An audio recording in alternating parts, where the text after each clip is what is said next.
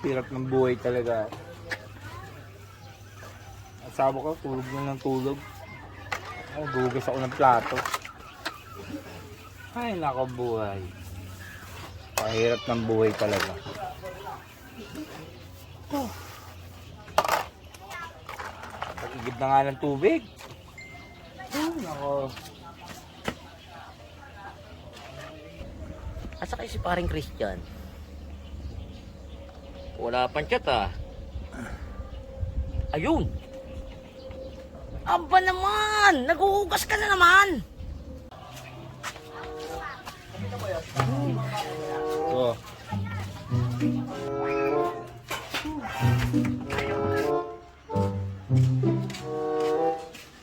Napakahirap talaga ng buhay.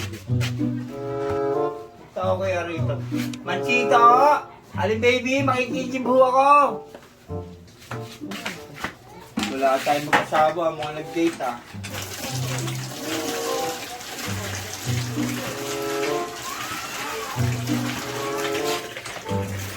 Napakahirap talaga ng buhay.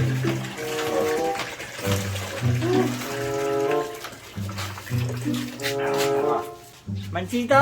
Alin baby, salamat ho! Ay.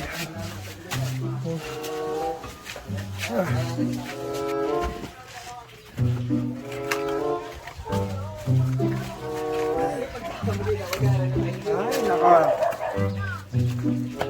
Raos din.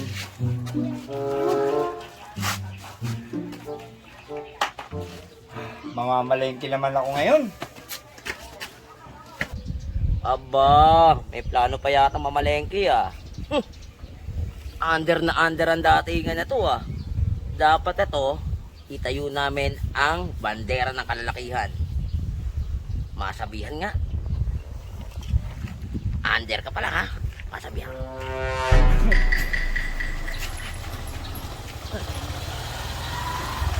Oy, pare! Oy, pare! Init na yung panahon na to. Saan ba galing? Namalengke! Ayun ang sinasabi ko sa iyo eh, pare eh. O bakit?